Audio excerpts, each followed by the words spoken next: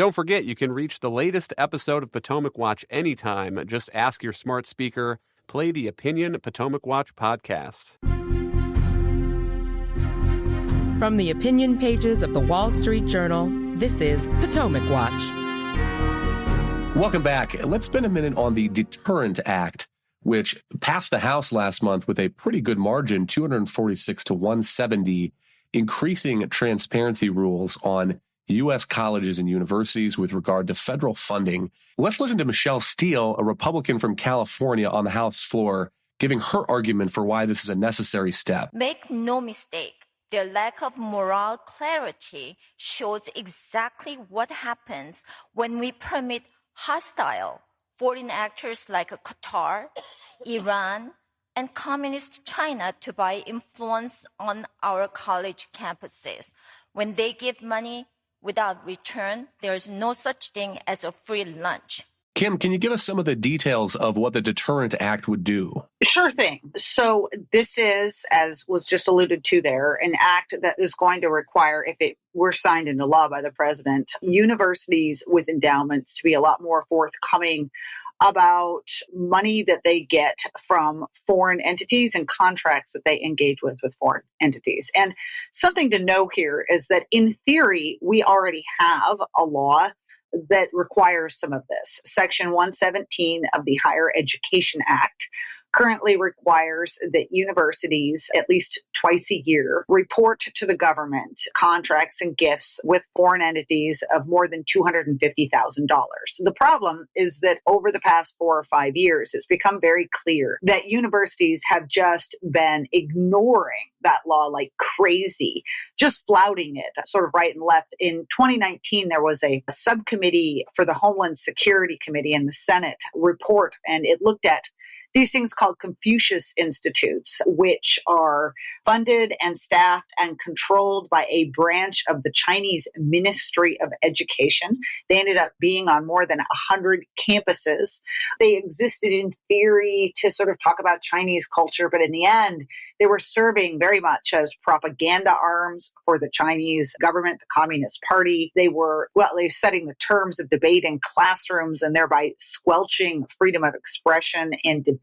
And this report found that of those 100 or so institutes on these campuses, that more than 70% that had received more than $250,000 had failed to adequately report that money. That inspired former Education Secretary Betsy DeVos to investigate further. And in a report that the Education Department put out in 2020, they found that as a result of her investigations and new reporting requirements, they had found that universities had failed to report about $6.5 billion worth of foreign entities. So this new bill is designed to tighten the requirements. It lowers the new reporting requirement to $50,000 for most entities and to $0 for certain countries of concern like Russia and China.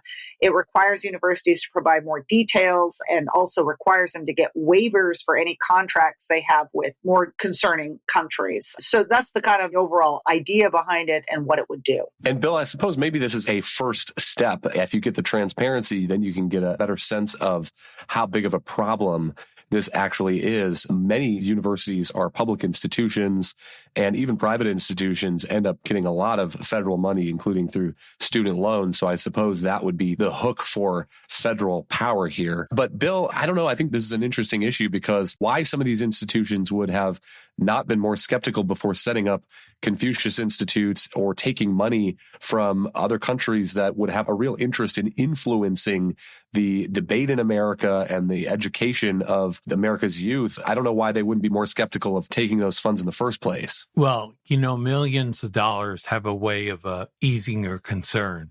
When you said there's a race around all the colleges and universities to have the biggest endowment, to have some institute and so forth to teach. I think they just take the money and ask very few questions. There's also a lot of mischief, especially with some of the Chinese scholars, access to our technology. You know, do they steal it and infiltrate certain things? But overall, I think the better the law is that we'll get more accountability with transparency. The Confucius Institutes, I think Kim mentioned them. For example, most people had never heard of them. But then they got into news for some of the very iffy things they were doing around the country, and many universities closed them down. They also have a version at the K-12 level. I mean, this has been an ongoing thing. I think Mike Pompeo complained about it when he was in office. So I think the American people, higher ed is one of the most federally subsidized sectors of American society.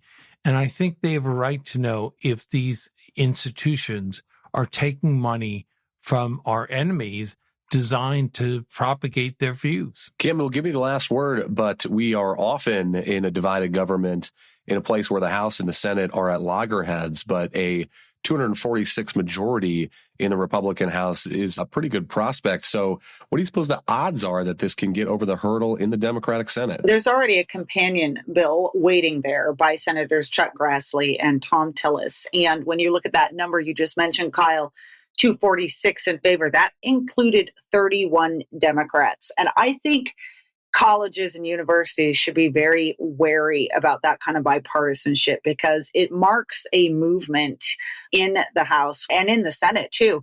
You know, starting all the way back with the 2017 tax reform, there was concern about the size of these endowments and the lack of accountability at universities. And that began the first instance of a very small excise tax being levied on some of these endowments, in particular their net investment income. There are now proposals in the Senate in particular to dramatically raise that tax.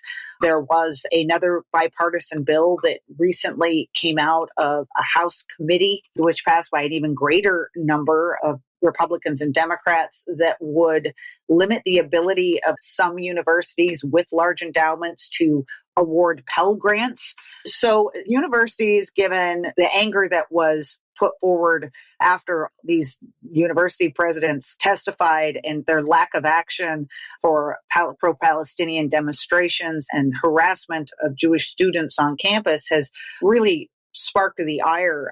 And you add on top of that Republican anger over Biden's student loan forgiveness and public anger over everything that's going on at the universities. I think universities should be very concerned that there is a bipartisan coalition that's really going to start cracking down on them if they don't start taking some actions themselves. Thank you, Kim and Bill. Thank you all for listening. You can email us at pwpodcast@wsj.com. If you like the show, please hit that subscribe button, and we'll be back tomorrow with another edition of Potomac Watch.